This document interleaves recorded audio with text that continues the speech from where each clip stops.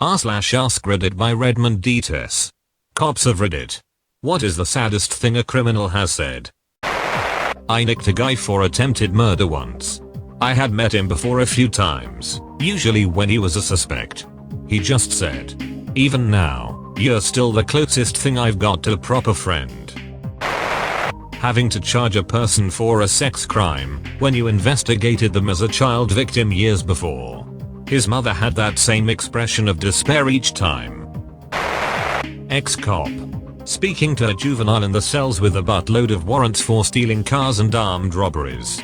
Told me the only way he could get toys is if he stole them, and his parents would never help him with his homework but showed him what to say to get free McDonald's and how to avoid getting caught shoplifting. Some kids have no hope and are just going to end up in the system. My last year of teaching, the principal told me to give up on a 10-year-old kid because he would just end up in a gang and die. That broke me.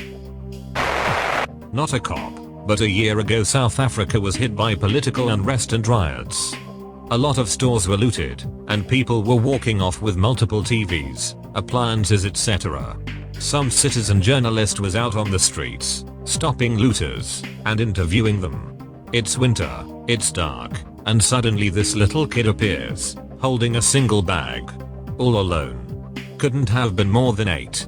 The citizen journalist stops him, and demands to see what's in the bag. He opens it up.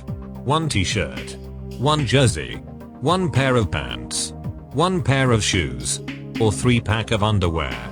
This little kid had followed a group of adults into a chaotic situation and taken what he needed, and only what he needed. I can't watch the clip without sobbing. The interviewer sent the kid off with his little bag of one single, looted outfit.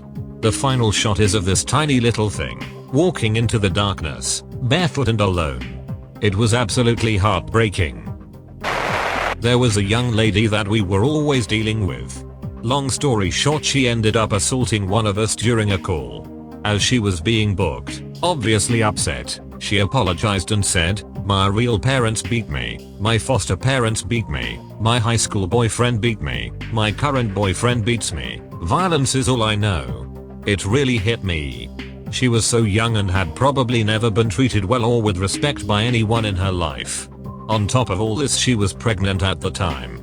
We ended up talking for a while. I ended up running into her a year or so later. She again apologized and seemed like she was doing well with the baby and in a better situation. Probably the only time in my career I felt like maybe I made a small difference. I worked in mental health, not a cop. I worked in a day program and a pre-vocational program. My clients came from institutions and were doing program as part of their conditions of release. One of my groups ran a hot dogs cart and they profit shared. After cart expenses, they made very little. They were on assistance, so it wasn't an income supplement, it was more of a perk. Anyways, I has this one woman. She had been a sex worker since she 12. She was in her 40s. Her first week was a nightmare. She was late. Struggled to cut the onions. Spilled everything. But she showed up each day late, frantic and crying to not be fired. She worked for 1 hour each day. The following week when she came to pick up her pay, a whole whopping $11.50, she burst into tears. I thought it was because it was so little money. She acted as if I had given her $1,000 and an Oscar. She clutched the little envelope and cried. She said, "It's the first money I ever made not on my back. Never thought I could." We hugged, she skipped off happily. Then I sobbed in the bathroom for 5 minutes. Not a cop, but served as an infantryman in Afghan in 2011-2012. Was on patrol pretty much doing cop work sometimes. We'd go door to door or compound to compound and our lieutenant would talk to locals with our translator. During one of the meetings I was inside working as a sort of guard for my lieutenant. The guy he was talking to came up positive for gun trace residue and was a confirmed Taliban in the eye scanner thing we had. When my lieutenant questioned him before we detained him, he told my lieutenant that he didn't want to fight us, but if he didn't the Taliban would kill his family. I was 18-19 and my lieutenant was 24-25. Now I'm 29 and I realize that war was all fricked. I'm currently a cop. I was given civil papers to remove a combative elderly male from a residence he was no longer supposed to be living at. He wasn't home and I ended up talking to his son. I found out he was a military veteran, could barely walk, had dementia and was hard of hearing. He was being removed from the house due to an infestation because the company didn't want to get sued. When I finally found him, in a restaurant, he just sat there crying because he had no way to get resources to help. I tried to hook him up with programs, called a ton of people. Found out his son worked for the aging services and refused to believe his dad needed help and kept throwing his applications away. I called Adult Protective Services and found the son had friends there too. I was off for a few days, heard he moved out and never saw him again. I still think about this guy and wonder where he went. There are a lot of other ones but that was one of the hardest.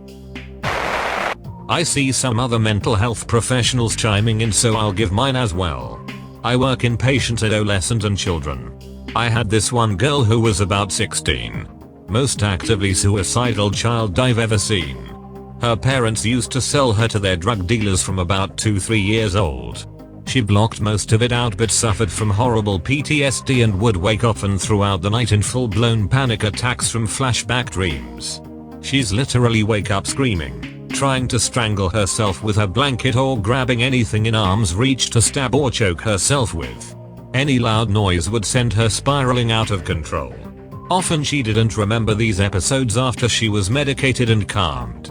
She's the only patient I've ever had that required 2 sitters at all times, even when she was sleeping.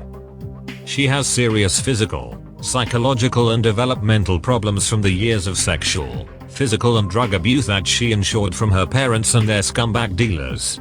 The poor baby will never be able to live any semblance of a normal life outside of a mental hospital. Not a cop, but while I was in a holding cell while they were running my warrants they brought in a junkie. He was a 17-year-old kid.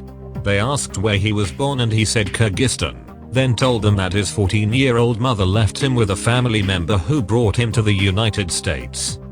He had cysts and track marks all over his arms. When they asked him why he would do that to himself he just deadpan looked at the officers and said I was dead a long time ago.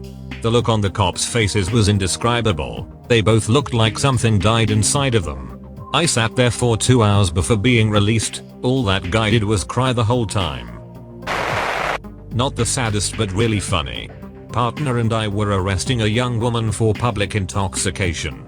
In a very slurred speech she tells us she's a school teacher and that little suckers make me drink. Prostitute, not a criminal per se, asked if I had a daughter, and likely could tell by my face that I did. Before I could answer, tell her she's 2 bad choices away. That if we turned him in and deported him, then the cartel would mutilate and rape his wife and kids, and that he was only doing what he was doing under duress. Why are there so few actual cops who responded to this question? Redditors 99% of the time. Fudge the police.